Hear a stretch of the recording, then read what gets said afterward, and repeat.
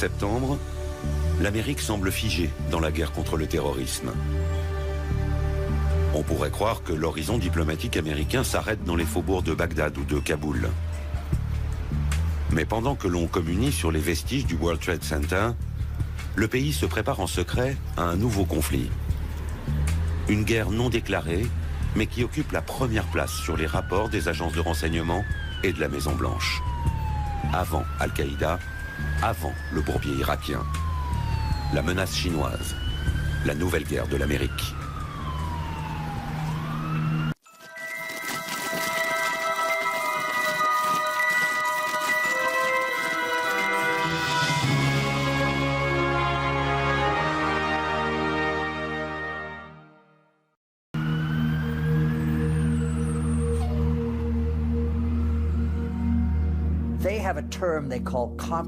Ils ont une expression, ce qu'ils appellent la puissance nationale globale. Ça couvre tous les aspects, économiques, politiques, militaires, culturels. Et ils disent, c'est l'essence même de la Chine. C'est le temps pour la Chine de se lever, l'époque de la Chine est arrivée, c'est le retour de la dynastie Tang. Nous sommes une grande puissance, nous sommes une puissance mondiale. Il joue l'ancienne stratégie de Sun Tzu, c'est-à-dire gagner le combat sans tirer une balle, ou plutôt gagner le combat sans perdre un seul homme. C'est la meilleure façon de gagner le combat. Et ils sont très imprégnés par ça, mais ils ont envie de se battre.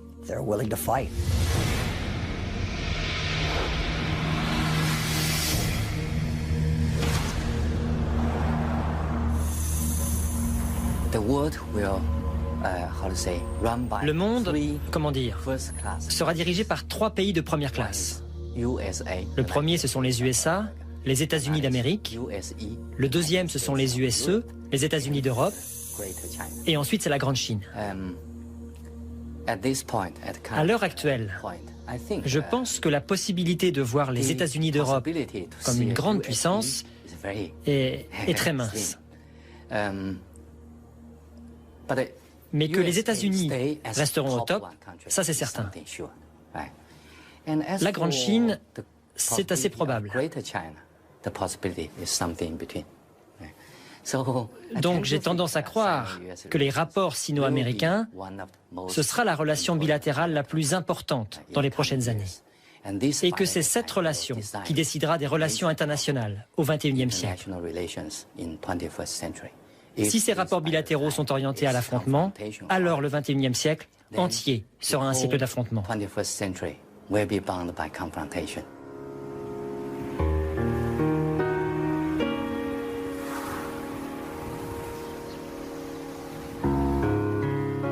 L'île de Kinmen, la véritable frontière entre les deux géants, le lieu ultime de leur face-à-face. Cette petite île appartient à Taïwan, mais elle n'est qu'à 2 kilomètres des côtes chinoises. La province du Fujian, dont on aperçoit les rives, inaccessibles, et où des centaines de missiles balistiques pointent vers Taipei. 24 heures sur 24, on observe ici depuis 60 ans la Chine communiste.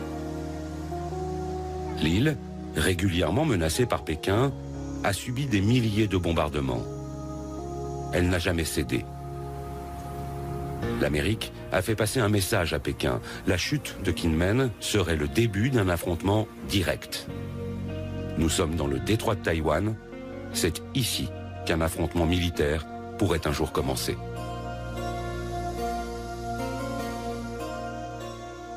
Taïwan est un de ces points chauds, tellement sensibles, un peu comme Jérusalem pour les Palestiniens et les Israéliens, ou comme le Kosovo pour les Albanais et les Serbes. Et pour la plupart des Chinois, Taïwan est une province chinoise de plein droit. C'est un territoire dont ils sont persuadés qu'il a été volé par le Japon au moment de la guerre de 1895 et dont les États-Unis ont empêché la réunification au début de la guerre froide à cause de leur opposition au communisme.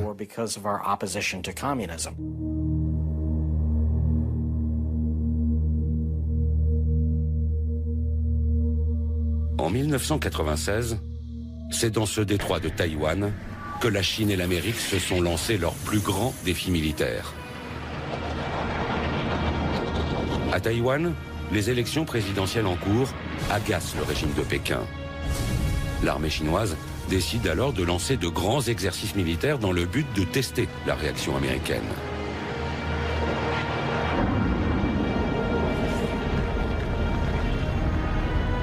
Après quelques jours de démonstrations de force chinoise, Washington déploie 2 porte-avions. C'est le premier face-à-face entre les deux pays. Pendant quelques jours, la tension est extrême entre ces 2 puissances nucléaires.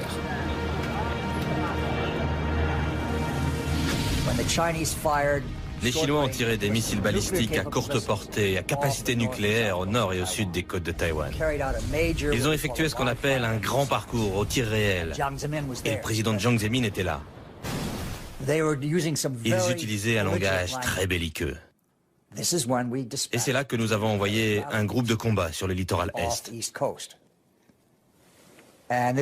Et cette démonstration de force a réglé la question immédiatement.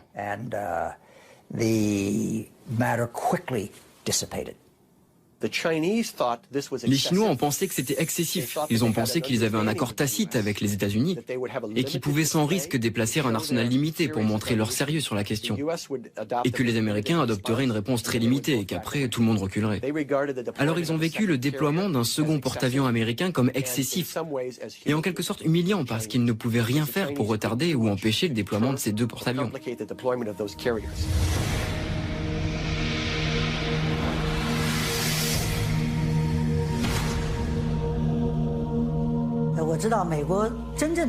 Je connais bien cette histoire et je peux vous dire que la réalité est assez éloignée de la propagande américaine. En 1996, j'étais là-bas. Les Américains avaient promis d'envoyer un porte-avions à Taïwan pour le jour de l'élection, pour protéger Taïwan. Mais en fait, le seul navire américain proche de Taïwan était le bâtiment d'espionnage électronique, le Bunker Hill. Et il était à plus de 200 000 nautiques. Le premier porte-avions américain, lui, était à 600 000 nautiques de Taïwan. Donc, la réalité, c'est que les Américains ont annoncé leur venue, mais ils sont restés à distance.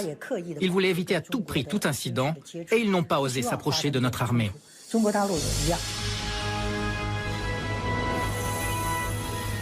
Même si les Américains n'ont pas pris beaucoup de risques, aux yeux du monde, ils ont réaffirmé un principe intangible de leur politique. Ils soutiennent Taïwan. Et ils continueront malgré le développement de la puissance chinoise.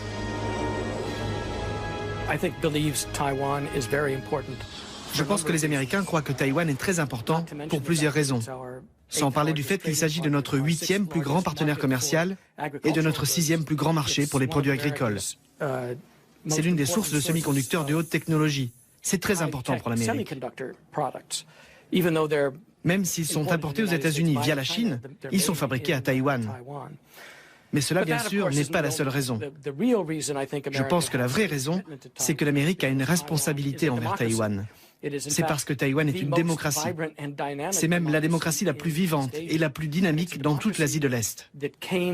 Et c'est une démocratie qui est le fruit d'une pression du gouvernement américain.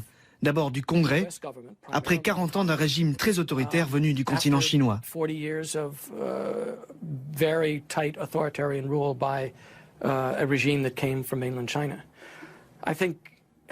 Je pense néanmoins que la vraie raison pour laquelle les États-Unis et surtout le Pentagone s'inquiètent tellement du sort de Taïwan, c'est parce que depuis 50 ans, ça a été un partenaire crucial en matière de défense et d'espionnage, y compris pendant ces 30 dernières années, depuis la reprise des relations avec les républiques populaires de Chine. Nous avons gardé une très forte coopération de défense et d'espionnage avec Taïwan.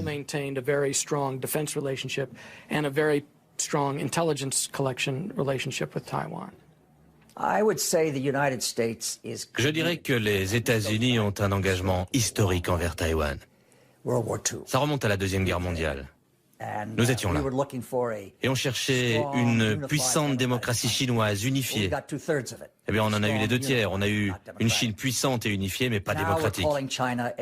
Maintenant, on appelle la Chine un partenaire responsable. Eh bien, nous en avons la moitié. Nous avons un partenaire, mais pas responsable. Les États-Unis ont une obligation légale et morale envers Taïwan.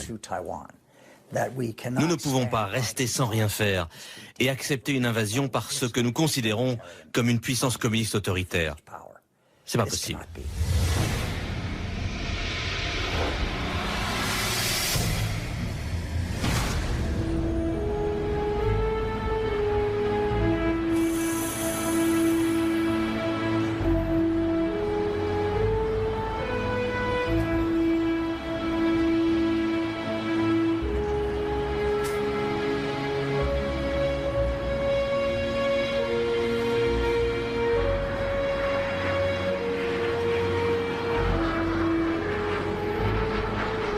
Taïwan, une île de 23 millions d'habitants à 250 km des côtes chinoises, est aujourd'hui l'enjeu stratégique le plus brûlant entre la Chine et les États-Unis. Taipei, la capitale, affiche sa réussite économique. C'est l'un des plus grands centres mondiaux de l'industrie électronique, une ville moderne, libre, jeune et toujours brillante.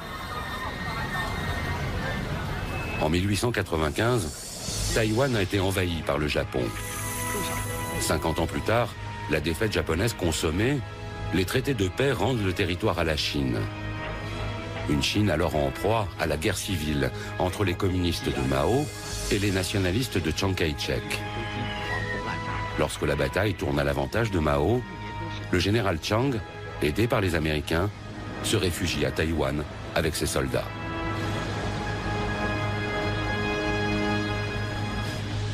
Depuis, deux gouvernements chinois cohabitent. À Pékin, le régime communiste, qui contrôle tout le continent. À Taipei, le régime nationaliste, devenu petit à petit une démocratie, qui s'appelle République de Chine, mais qui ne contrôle que Taïwan. Officiellement, ces deux gouvernements affirment être les représentants légitimes de tous les Chinois. Taïwan n'est pas reconnu comme un État par l'ONU. Une vingtaine de petits pays seulement entretiennent des relations diplomatiques avec l'île. Fragile indépendance. D'autant qu'à Pékin, on considère Taïwan toujours comme la 23e province de la République populaire, une province rebelle que le régime entend réunifier à la mère patrie. Je dirais qu'il y a deux motivations principales. Il y en a beaucoup d'autres, mais deux sont majeures. La première, c'est la fierté nationale, l'unification de la Chine. Ils y sont très attachés.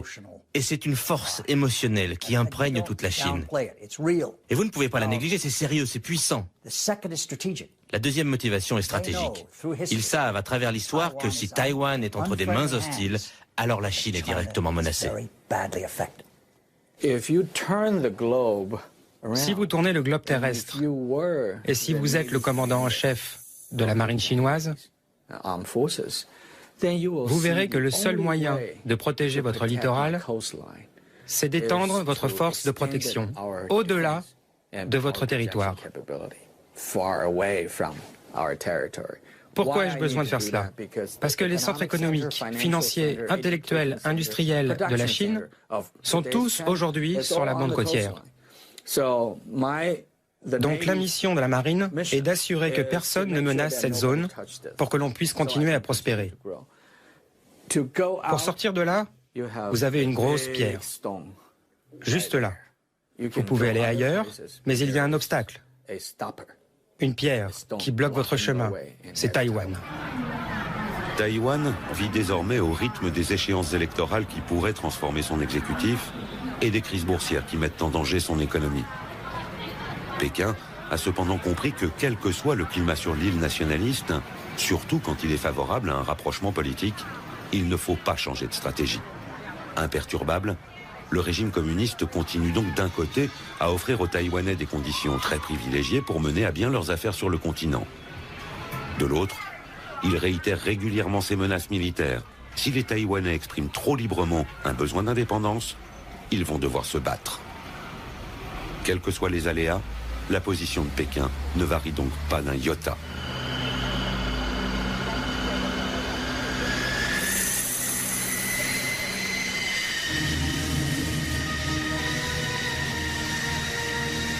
Une autoroute au milieu de l'île de Taïwan. En quelques minutes, elle a été transformée en piste d'atterrissage. La population regarde l'exercice militaire, elle y est habituée. Les Mirage 2000 français ou des F-16 américains atterrissent et décollent dans un énorme vacarme.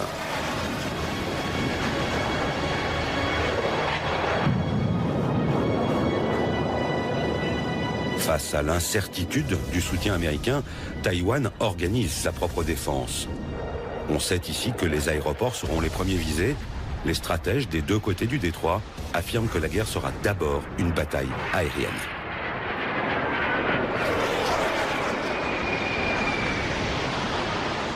Je crois que tous les experts du monde savent que c'est très difficile de réussir un débarquement. On se souvient encore de celui en Normandie. Dans un détroit comme le nôtre, c'est dans l'air que se fait la différence. Et nous avons toujours cherché à garder un avantage dans l'espace aérien face à la Chine. Mais désormais, avec les missiles chinois, cet équilibre est remis en cause. Ils peuvent détruire nos aéroports. Et si nos aéroports sont détruits, nous perdons notre seul avantage face à la Chine, notre supériorité aérienne.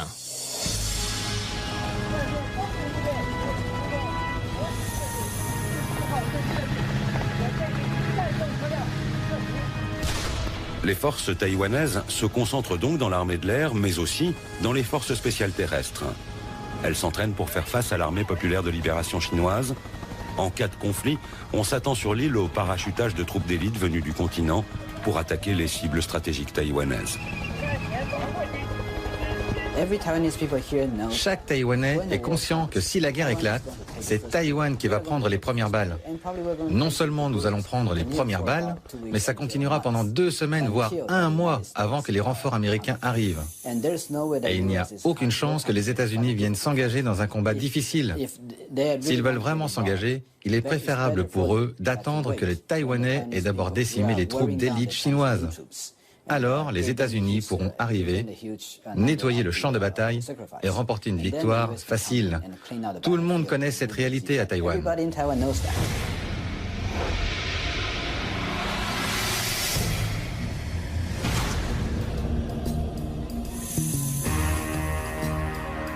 À Washington, on réfléchit tous les jours sur le scénario du prochain affrontement. On sait que la puissance militaire chinoise a considérablement progressé. Mais le Pentagone garde le mystère sur ses intentions en cas de nouvelle crise taïwanaise. Le soutien américain à Taïwan n'est pas automatique et il ne l'a jamais été. Les États-Unis ont toujours gardé la même politique ambiguë dans laquelle ni Pékin ni Taïwan ne peuvent savoir quelle sera la réponse américaine dans certaines circonstances.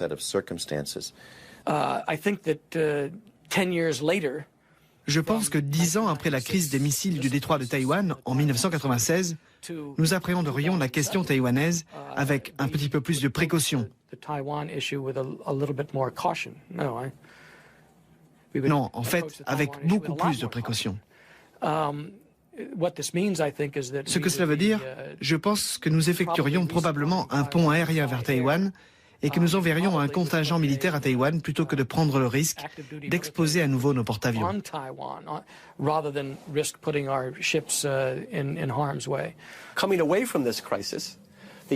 Je pense que les États-Unis n'ont pas tiré les bonnes conclusions de cette crise de 1996. Les États-Unis ont pensé que les Chinois étaient en quelque sorte intimidés par le déploiement de forces américains et qu'ils en avaient conclu que les États-Unis étaient très déterminés à utiliser la force si nécessaire pour assurer la paix et la stabilité du détroit de Taïwan. En fait, je pense que les Chinois n'ont pas été intimidés du tout par nos porte-avions.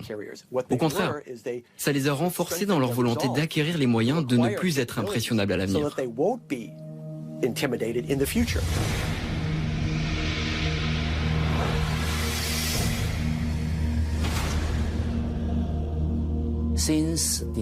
Depuis 1996, c'est-à-dire depuis la confrontation entre la Chine et les États-Unis dans le détroit de Taïwan, je pense que la modernisation de l'armée chinoise s'est accélérée. Et nous voyons, comme le monde entier, les progrès réalisés. Maintenant, la Chine possède le J-10. C'est un avion de combat de la 3e génération. Ce qui fait de la Chine le 3e pays indépendant à produire des chasseurs de 3e génération. Je pense que c'est un signal fort en direction des États-Unis pour montrer l'avancée de la modernisation militaire chinoise. If China's own terminal objective is trying to Si leur but final est de prendre Taïwan par la force, je pense que la capacité militaire est suffisante.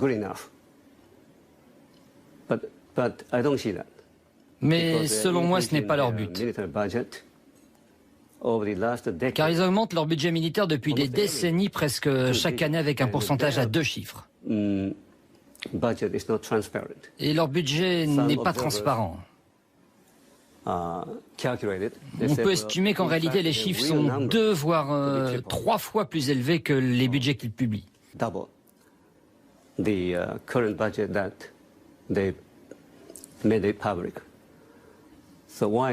Alors pourquoi font-ils ça? Ils essaient même de montrer qu'ils ont la capacité de détruire des satellites dans l'espace. Et pourquoi font-ils ça? Parce qu'ils veulent montrer au monde entier qu'ils sont capables de devenir un jour la superpuissance capable de dominer même les États-Unis.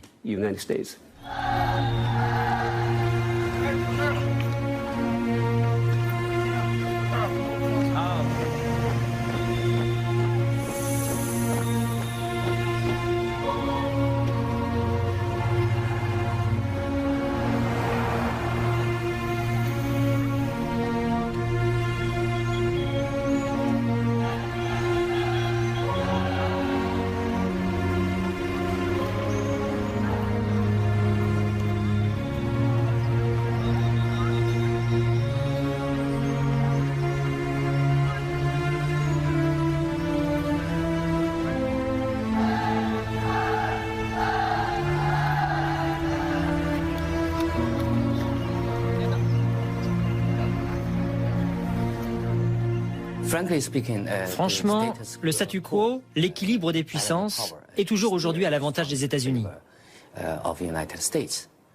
Mais je pense que les rapports de force sont en train de changer. Et le temps joue en faveur de la Chine.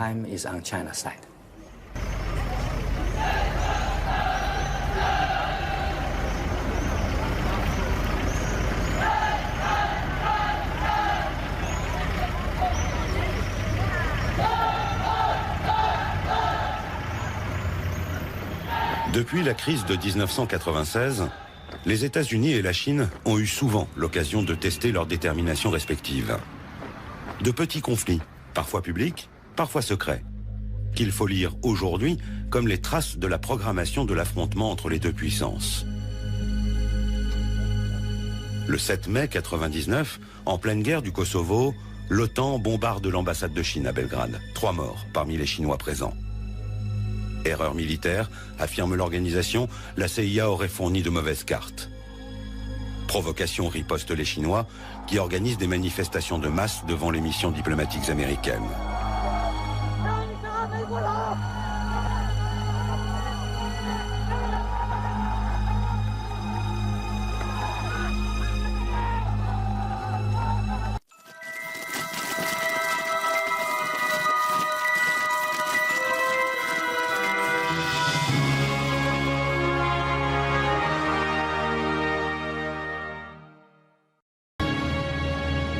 L'armée populaire de libération progresse ainsi à chaque petite bataille.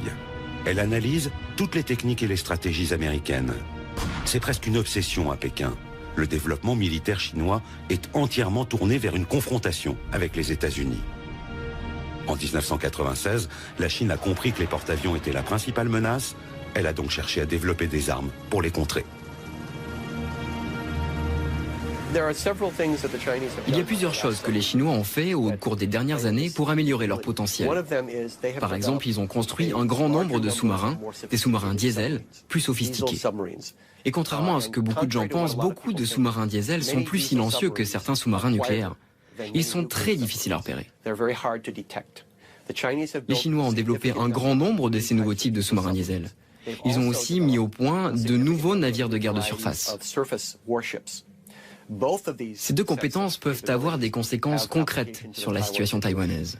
Et les Chinois ont aussi fait patrouiller des sous-marins dans certaines circonstances, bien au-delà de Taïwan. Ils les ont déployés autour de Guam, qui est maintenant en train de devenir une zone de présence militaire américaine accrue dans le Pacifique. Ils ont montré en faisant ça qu'ils ont la capacité de déployer des sous-marins en eau très profonde, très loin de leur base. Et c'est devenu une préoccupation pour n'importe quel commandant américain qui souhaite envoyer un groupe aéronaval près de Taïwan. Le 26 octobre dernier, notre porte-avions, le Kitty Hawk, était dans les environs d'Okinawa. Et tout d'un coup, on a vu émerger au milieu du groupe aéronaval un sous-marin chinois très moderne que personne n'avait vu ni détecté. Il a fait surface à quelques milles nautiques à peine du Kitty Hawk. Et on sait que ce sous-marin était équipé de torpilles très perfectionnées et que s'il l'avait voulu, il aurait pu nous couler notre porte-avions. Les Chinois savent que nous sommes militairement dépendants de deux choses en Asie. Numéro 1, les satellites. Numéro 2, les porte-avions. Eh bien, ils nous ont montré qu'ils peuvent neutraliser ces deux forces. Est-ce qu'ils vont le faire? Je n'y crois pas. C'est ce qu'on peut appeler une guerre psychologique.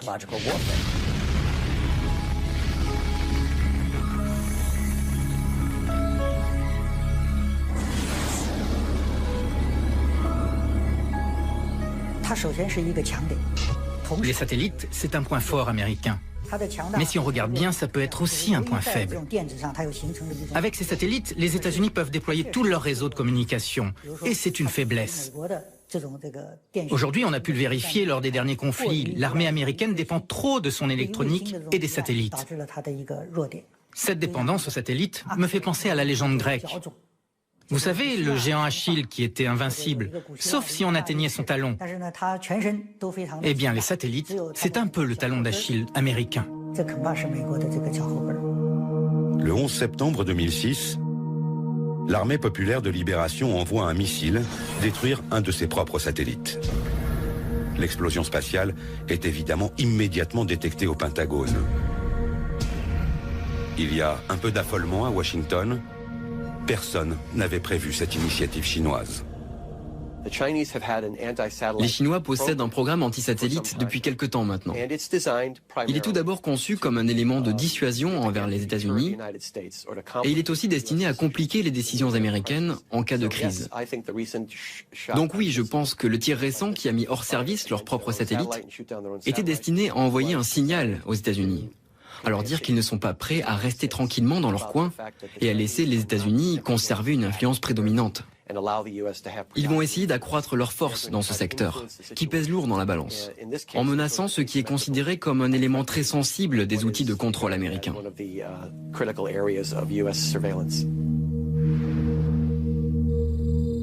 L'armée chinoise a aussi développé un autre système pour aveugler les satellites américains. Des lasers géants qui ne les détruisent pas, mais qui les aveuglent suffisamment pour les rendre inutiles. Ça n'est pas de la science-fiction, mais une technologie déjà en service. Et puis, il existe une arme plus terrible encore. Une arme que les Américains ou les Français maîtrisent déjà et que l'armée chinoise a développée en priorité. Les Chinois ont étudié très attentivement la dépendance américaine vis-à-vis du spectre électromagnétique. L'utilisation des communications et d'un réseau entre les satellites, les navires et le système de commandement sur le champ de bataille. Ils ont vu ce qui s'était passé pendant la première guerre du Golfe, ce qui s'était passé au Kosovo. Ils ont observé en Afghanistan et la deuxième guerre du Golfe. Et ils se sont rendus compte que nous sommes de plus en plus dépendants du spectre électromagnétique et de la qualité des communications. L'arme à impulsion électromagnétique, qui est créée en faisant exploser une arme nucléaire, grille généralement les transistors et empêche ce genre de communication. L'arme à impulsion électromagnétique déclenche à partir d'une explosion nucléaire une onde électromagnétique. Lorsque cette onde atteint des bateaux ou des avions, elle détruit instantanément tous les équipements électroniques embarqués. Personne ne meurt si on est suffisamment loin de l'explosion nucléaire. Mais les bâtiments de guerre américains, totalement dépendants de l'électronique, seraient immédiatement hors service. Le rapport du Pentagone décrit une arme qui utilise une explosion nucléaire pour générer une arme à impulsion électromagnétique, autrement dit EMP. J'ai demandé à des responsables du Pentagone pourquoi vous ne dites pas qu'ils ont généré leur EMP de façon conventionnelle. Et ils ont répondu, nous ne voulons pas qu'ils sachent que nous le savons. L'EMP, généré de façon conventionnelle, pose moins de problèmes et est plus utilisable ou plus pratique, car lorsque vous l'employez, il n'y a pas de retombée nucléaire. Il y aura moins de protestations internationales. Ils possèdent déjà cette arme.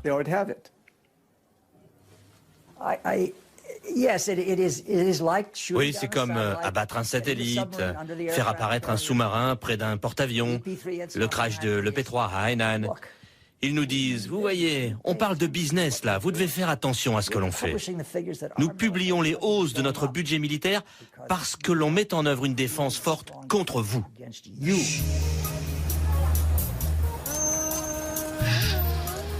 Cette puissance que la Chine développe n'est pas seulement militaire. Le régime a compris qu'il devait utiliser chaque citoyen, chaque entreprise, chaque organisation dans sa confrontation avec les États-Unis. Une course à l'armement n'aurait pas de sens contre Washington. C'est une guerre pour l'énergie, les médias, la culture, les matières premières. Et face à une Amérique qui surconsomme, qui se surendette, une Amérique obèse de ses propres excès, la Chine oppose sa meilleure arme, sa vertigineuse croissance économique. La nouvelle menace, ce n'est pas la menace militaire classique, l'affrontement direct d'un pays contre un autre. Aujourd'hui, ce n'est plus canon contre canon, avion contre avion ou tank contre tank. L'affrontement prend beaucoup de formes, sur beaucoup de terrains. Par exemple, la finance ou les médias. Il peut y avoir des attaques dans tous ces domaines. Le but, le résultat de ces conflits d'un nouveau genre sont le même que dans toutes les guerres. On veut forcer l'adversaire à accepter sa volonté. C'est toujours une guerre, mais ce n'est plus la guerre militaire conventionnelle. La guerre aujourd'hui dépasse ce domaine militaire. C'est ce que nous appelons la guerre sans limite. Il faut apprendre à décrypter les batailles de cette nouvelle guerre. Parfois, ce sont de tout petits événements qui semblent anodins à première vue. Ainsi, le 27 février 2007, les principaux indices boursiers américains plongent. Paris vient de perdre 3%, New York dévisse. À l'origine de ce mini-crack, une tornade qui est née à l'autre bout du monde, à Shanghai.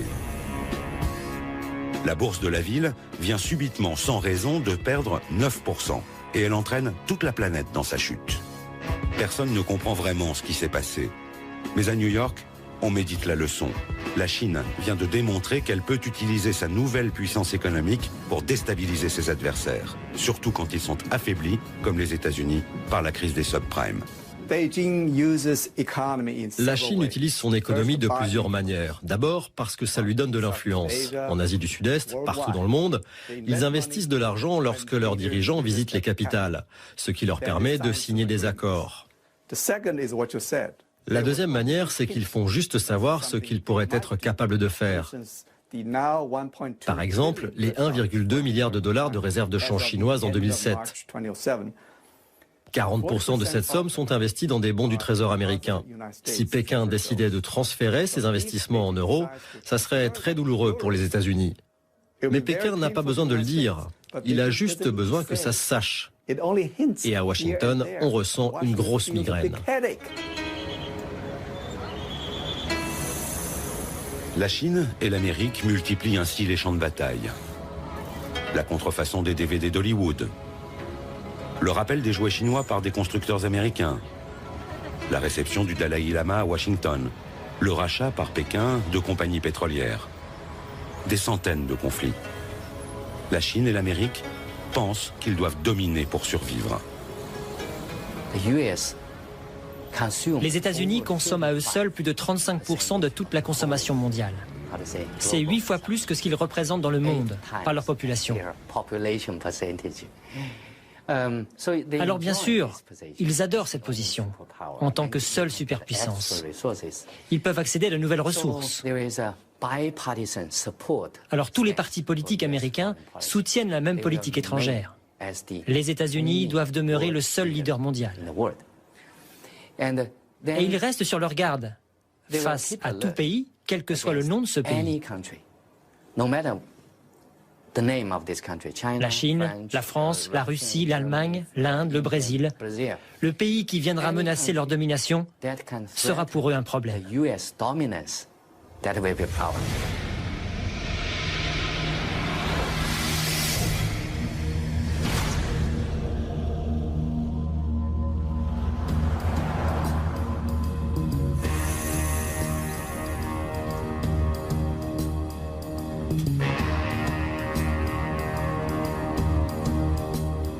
À Washington, la Chine est devenue la première préoccupation de toutes les administrations.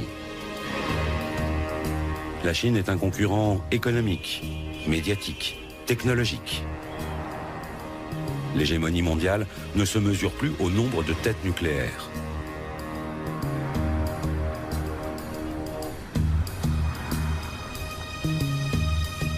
Au Congrès, on a même installé une commission permanente d'enquête, unique en son genre, chargée d'étudier les défis économiques et de sécurité posés par la Chine. L'URSS n'avait pas eu droit à autant d'attention du temps de la guerre froide.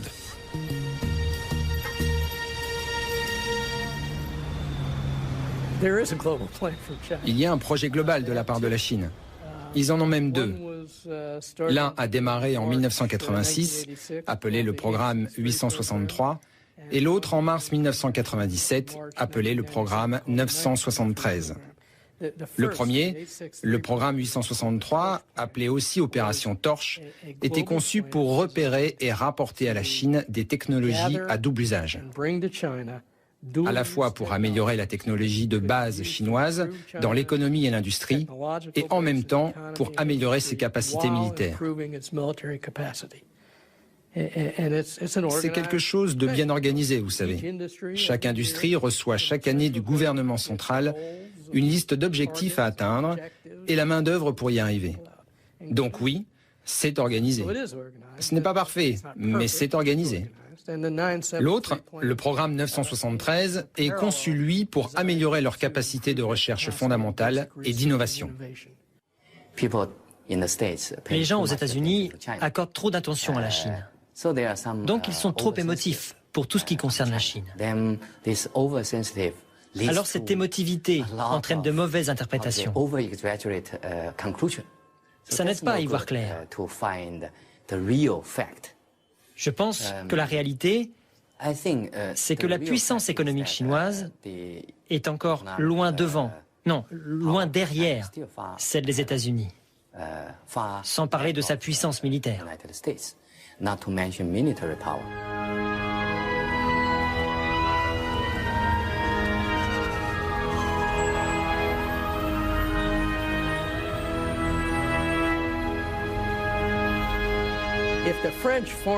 Si les services secrets français approchent un étudiant et lui demandent « Quand tu seras dans telle ou telle université aux États-Unis, on veut que tu ailles dans des laboratoires et que tu récupères des informations. » L'étudiant peut répondre « Je suis occupé, ça va me déranger dans mes études. »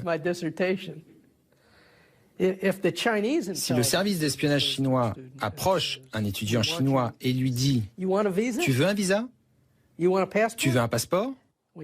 Quand tu seras aux États-Unis ou en France, tu feras ta thèse là-dessus.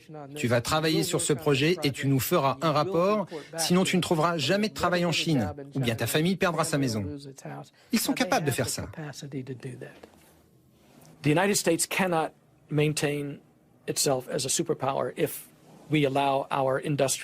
États-Unis ne peuvent pas se maintenir en tant que superpuissance si nous autorisons la délocalisation de notre production industrielle. Et c'est ce qui se passe aujourd'hui. C'est ce qui se passe dans beaucoup de nos industries essentielles. Et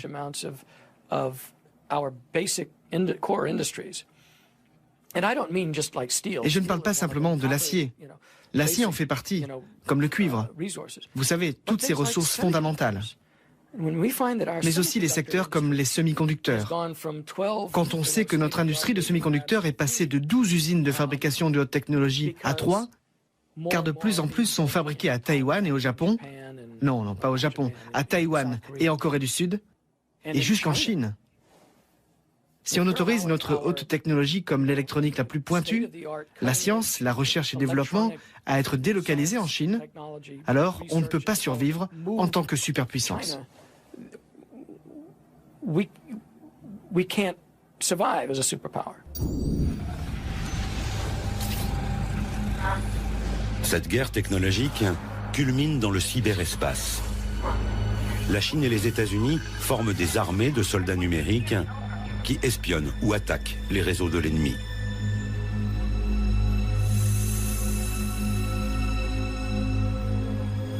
En mars 2006, le département d'État, le ministère des Affaires étrangères à Washington, décide d'acheter 16 000 ordinateurs de la marque chinoise Lenovo qui vient juste de racheter IBM. Une partie de ces ordinateurs sont destinés à des réseaux où circulent des informations secret défense. Larry Wurtzel et sa commission interviennent pour empêcher la livraison.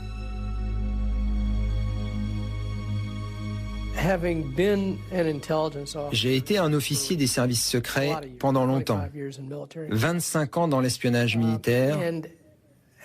J'ai travaillé une bonne partie de ce temps dans le contre-espionnage, dans l'espionnage des transmissions et des communications. Donc je sais, je peux dire que c'est techniquement possible d'implanter des logiciels ou même des éléments matériels dans un ordinateur pour permettre à quelqu'un l'accès à un réseau entier.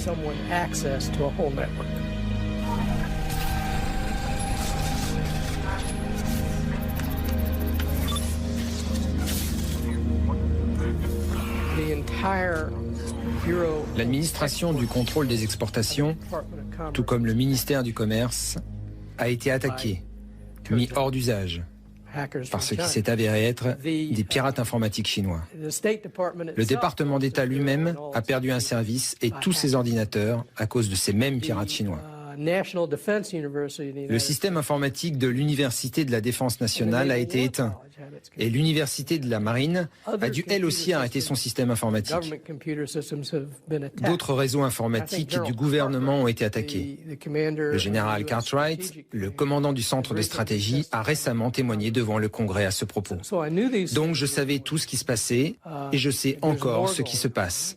On l'a appris grâce à cette commission parce que nous avons accès aux informations confidentielles.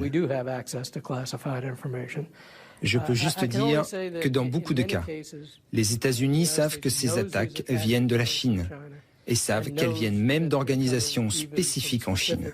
Mais je ne peux pas divulguer d'autres détails.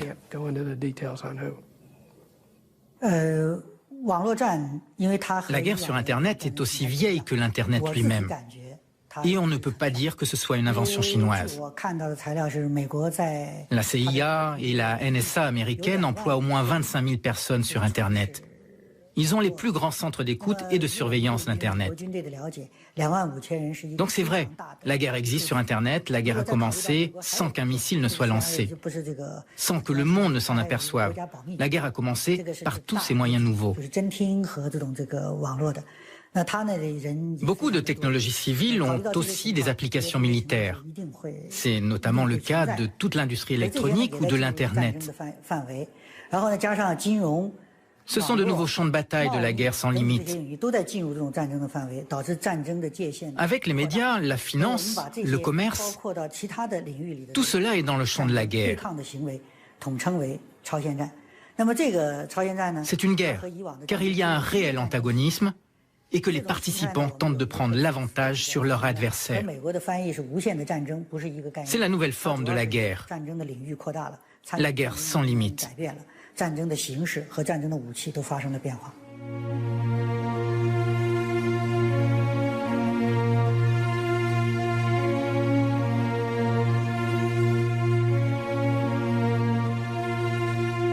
Cette guerre sans fin a déjà commencé. Un peu partout dans le monde, on se bat pour le pétrole, pour l'eau, pour des ressources que le développement de la Chine rend limitées aux yeux de l'Occident. L'Amérique utilise sa domination militaire pour asseoir sa puissance et garantir ses approvisionnements. La Chine propose une stratégie asymétrique. Elle cherche les points faibles de son adversaire. Cette guerre se manifeste désormais partout dans le monde. En Corée du Nord, en Birmanie, en Iran, au Darfour, partout où la planète brûle, la Chine et l'Amérique s'opposent en coulisses.